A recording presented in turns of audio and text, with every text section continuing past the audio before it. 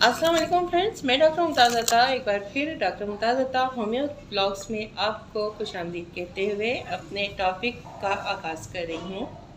आज जो टॉपिक मैं आप लोगों के लिए लेके आई हूँ वो है वेट लॉस, यानी वज़न का गिर जाना या वज़न का कम होना। लेकिन इससे पहले कि मैं अपना टॉपिक स्टार्ट करूं, मैं रिक्वेस्ट करूंगी कि काइंडली मेरा चैनल सब्सक्राइब कीजिए, मेरे ब्लॉग को लाइक कीजिए और अपने फैमिली एंड फ्रेंड सर्कल में ज़रूर शेयर कर दीजिए ताकि जो मालूमात मैं आप तक पहुंचा रही हूं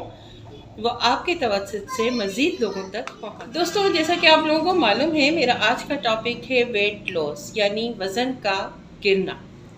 तो सबसे पहले तो हम ये डिफ़ाइन कर लें कि वेट लॉस हम किस को कहेंगे या वज़न के गिरने को हम किस क्राइटेरिया या किस पैमाने पर नापेंगे। जिस्म का जो वज़न है वो हमेशा कद की मुनासबत से होना चाहिए, यानी 1 kg अगर वज़न है तो 1 इंच उसका जो लेंथ है आपकी वो होनी चाहिए, या कद जो है 1 इंच होना चाहिए 1 किलोग्राम वज़न में। अगर तो इस मुनासबत से आपका वज़न और आपका कद इक्वल है तो फिर तो आप तबई लिहाज से बिल्कुल एक नॉर्मल हेल्थ, नॉर्मल वज़न के मालिक हैं। लेकिन अगर ये इंचेस के हिसाब से वेट इंक्रीज़ कर गया है, यानी कि 1 किलोग्राम में आपका वज़न, आप 1 इंच में आपका वज़न 2 किलोग्राम है, तो फिर आप ओवरवेट हैं। लेकिन यही इसी फार्मूले के तहत अगर 1 इंच में आपका जो वेट है वो ½ kg है तो इसका मतलब है आपका वज़न आपके कद के हिसाब से बहुत कम है, और ऐसे लोगों को हम अंडर वेटेड पर्सनस कहते हैं, यानी कम वज़न के हामिल। अब अगर हम वजूहात पे आएँ कि अंडर वेटेड पर्सनस क्यों होते हैं, ऐसी क्या रीज़न्स हैं कि उनका वज़न गिर जाता है या वो कभी वेट इंक्रीज़ कर ही नहीं पाते हैं, तो सबसे कॉमन और सबसे बड़ी वजह तो नाक़िस ग़िज़ा का खाना है, यानी कि वो जो ग़िज़ा खा रहे हैं वो बैलेंस डाइट नहीं ले रहे हैं या उन तक बैलेंस डाइट नहीं पहुंच पा रही है, जिसकी वजह से वो अंडर वेटेड है। लेकिन बाज़ औक़ात हम देखते हैं कि बहुत अच्छी ग़िज़ा लेने के बावजूद भी बाज़ लोगों का जिस्म नहीं बढ़ता और वो कमज़ोर ही रहते हैं। तो ऐसे मरीज़ों के लिए ज़रूर ये देखना पड़ता है कि कौन सी ऐसी रीज़न है जिनकी बिना पर उनका वज़न नहीं बढ़ पा रहा। आइदर वो कोई मरीज़ मर्ज़ का शिकार हैं या और कोई रीज़न है, तो वो ज़रूर हमें ढूंढनी पड़ेगी, क्योंकि ग़िज़ा अगर जिस्म का हिस्सा नहीं बन पा रही है तो फिर हमें वो जो फाइंडिंग्स हैं वो करनी पड़ेंगी ताकि उनको दूर किया जा सके और फिर मरीज़ अपने वेट को दोबारा। सेकंड बड़ी रीज़न जो होती है वो है परेशानी और डिप्रेशन। परेशानी और डिप्रेशन के हाल जो मरीज़ होते हैं उनमें भी हमें वज़न की कमी के शिकार का रुझान बहुत ज़्यादा नज़र आता है। तीसरी बड़ी रीज़न जो कि मैं बताना चाहूँगी वो है डायबिटिक पेशेंट, मतलब अगर मरीज़ को कोई किसी भी हिसाब से डायबिटीज़ है, वो किसी भी लेवल का, चाहे वो ग्रेड 1 में है चाहे ग्रेड 2 में है, लेकिन अगर वो डायबिटिक है तो उसका वज़न बहुत तेज़ी से गिरना शुरू हो जाएगा। इसी तरह से अगर कोई पेशेंट हमारे पास आया है जो कि थायराइड प्रॉब्लम का शिकार है, मीन्स के उसका थायराइड सही वर्क नहीं कर रहा, उसका थायराइड ग्लैंड सही वर्क नहीं कर रहा, तो भी वज़न का गिरना एक नॉर्मल बात कहलाएगी, क्योंकि थायराइड में अमूमन वेट गेन नहीं हो पाता है। इसी तरह अगर कैंसर है किसी पेशेंट को तो ये भी एक रीज़न होगी, क्योंकि इन्फेक्शन होगा जो कि ग़िज़ा को जिस्म का हिस्सा नहीं बनने देगा और फिर वज़न गिरना शुरू हो जाएगा पेशेंट का। इसी तरह से अगर लिवर वर्क नहीं कर रहा किसी पेशेंट का, मीन्स के वो लिवर के किसी प्रॉब्लम का शिकार है, उसका जिगर कोई भी मर्ज़ में मुब्तला है, हेपेटाइटिस है या और कोई प्रॉब्लम है, तो भी मरीज़ वेट गेन नहीं कर पाएगा। इसी तरह से अगर मरीज़ क्रॉनिक पेचिश में मुब्तला है या वो डायसेंट्री किसी भी लेवल की है उसे, तो भी मरीज़ का मुश्किल होगा वेट गेन करना, क्योंकि जो भी वो इनटेक करेगा वो इसी तरह से ही खारिज हो जाएगा और वो वज़न गेन नहीं कर पाएगा। एक और रीज़न अगर है कि पेट के कीड़े, बाज़ औक़ात जो बच्चों में हमें नॉर्मली नज़र आते हैं, वो पेट के कीड़ों की वजह से भी बच्चे ग़िज़ाई क़िल्लत का शिकार नज़र आते हैं, वेट गेन नहीं कर पाते और अंडर वेटेड होते हैं, क्योंकि वो जो कुछ खा रहे होते हैं या जो कुछ उन्हें खिलाया जा रहा होता है वो उनके जिस्म का हिस्सा नहीं बन पा रहा होता है, जिसकी वजह से वो अंडरवेट। अगर कोई मरीज़ टीबी का शिकार है, मींस ट्यूबरक्लोसिस उसमें पॉजिटिव है, तो भी मरीज़ का वज़न एकदम से बढ़ना रुक जाता है और उसका वज़न गिरने लग जाता है, तो टीबी भी एक रीज़न है। इसी तरह अगर कोई मरीज़ मैदे की ख़राबी का शिकार है, स्टमक की किसी भी प्रॉब्लम में मुब्तला है, चाहे वो अल्सर हो या बदहज़मी हो या कोई भी और रीज़न हो, तो भी ये एक रीज़न होगी वज़न के ना बढ़ने की, क्योंकि उसका मैदा सही वर्क नहीं कर पाएगा और वो जो ग़िज़ा खाएगा वो जिस्म का हिस्सा नहीं बनेगा। इसी तरह बाज़ औक़ात ख़वातीन में ख़ास तौर पर ये देखा गया है कि वो अपने वेट के लिए बहुत ज़्यादा कॉन्शियस होती हैं और अगर वो थोड़ा सा भी वेट गेन कर लें तो वो ऐसे घरेलू नुस्खे या घरेलू टोटके या फिर ऐसी अद्वियात इस्तेमाल करने लग जाती हैं जिससे वो एकदम से वेट उनका कम होने लग जाता है। डाइटिंग के बाइस, कम खाने के बाइस या इसी तरह की और किसी रेमेडीज़ के बाइस भी वेट का गिर जाना अगर पाया जाए तो ये भी एक रीज़न होगी अंडरवेटेड। आइए अब हम उन साइन एंड सिम्टम्स पे बात करें कि हमें जो बहुत ज़्यादा आसानी होगी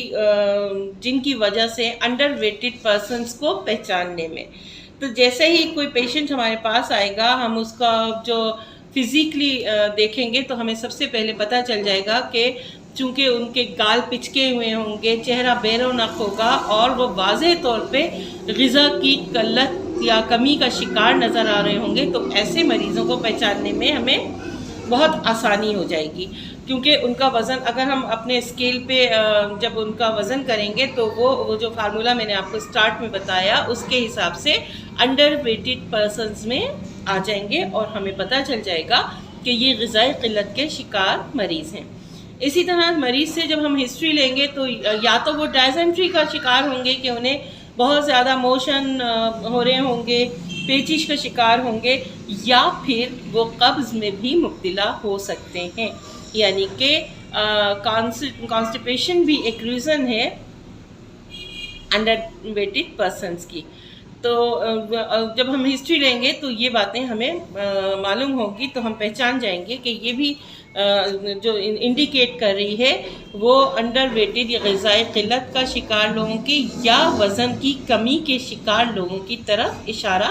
कर रही है। इसी तरह से जब हम उनकी पल्पिटेशन,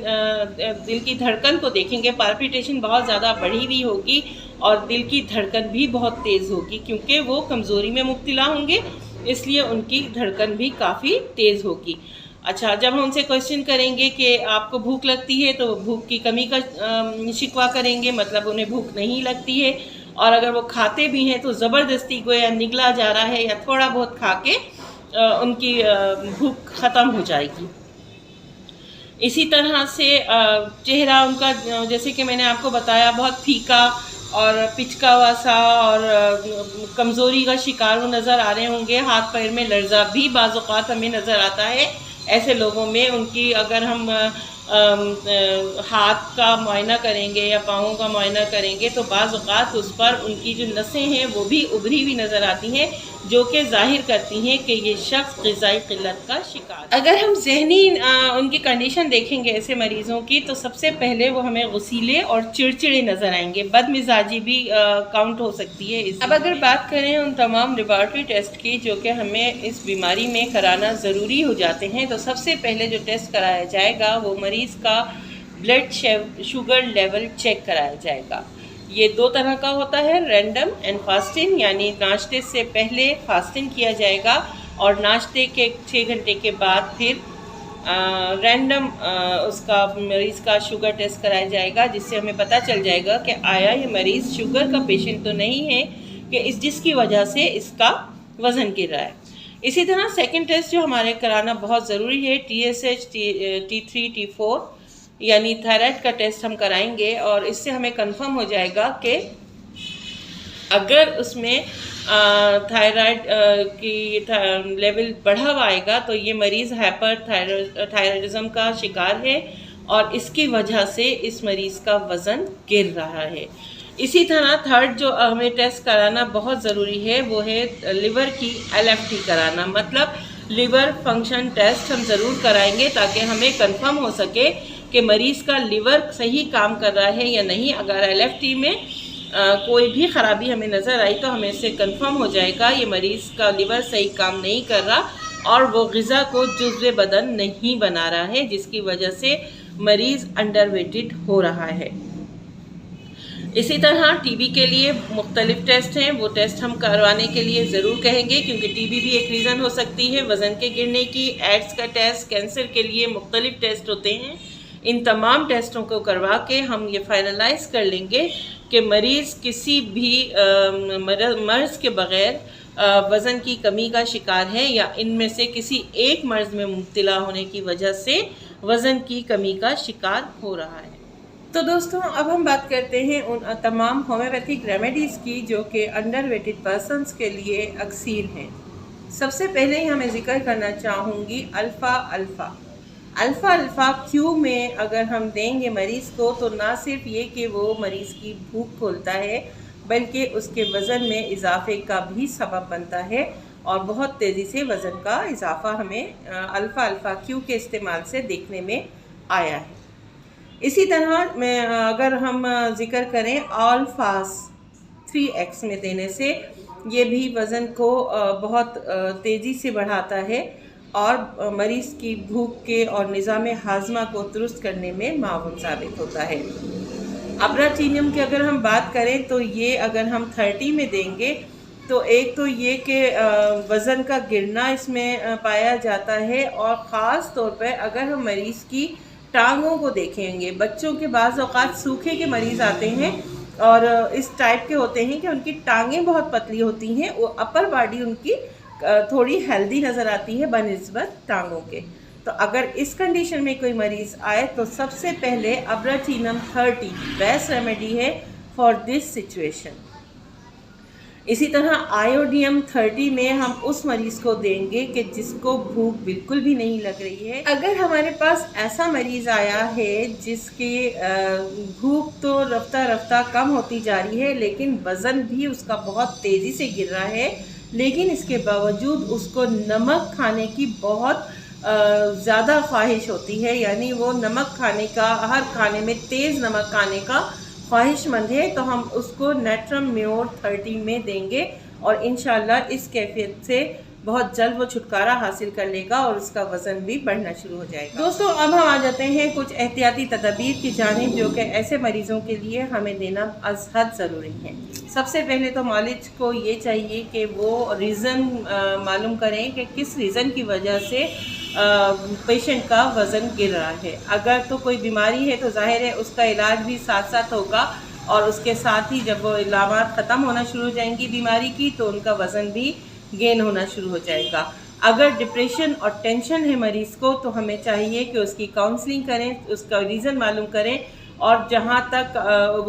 उनकी काउंसलिंग करने के साथ साथ अगर हम कालीफास 6x में भी देना स्टार्ट करेंगे तो बहुत जल्दी ऐसे मरीज़ अपने डिप्रेशन और टेंशन से निकल आएंगे और वज़न गेन करना शुरू कर देंगे। इसी तरह मरीज़ को अगर कोई मसला नहीं है तो फिर हम उन्हें हैवी डाइट पे रखेंगे कि नाश्ते में मक्खन, अंडे, पनीर इस तरह की ग़िज़ाओं का इस्तेमाल कराएंगे और उनको एक बैलेंस डाइट देंगे ताकि उनका वज़न तेज़ी से बढ़ सके। अगर वो किसी किस्म के नशे में हैं, किसी भी किस्म का अल्कोहलिक चीज़ें यूज़ कर रहे हैं तो ज़ाहिर है उस पर पाबंदी लगेगी और उसको उससे हर मुमकिन तरीके से दूर रखने की कोशिश की जाएगी ताकि वो अपने वज़न को दोबारा से दोस्तों ये थी मेरी आज की व्लॉग। उम्मीद है आपको पसंद आई होगी। Keep watching my vlogs and keep subscribe my channel. मिलते हैं इंशाल्लाह अगली व्लॉग में।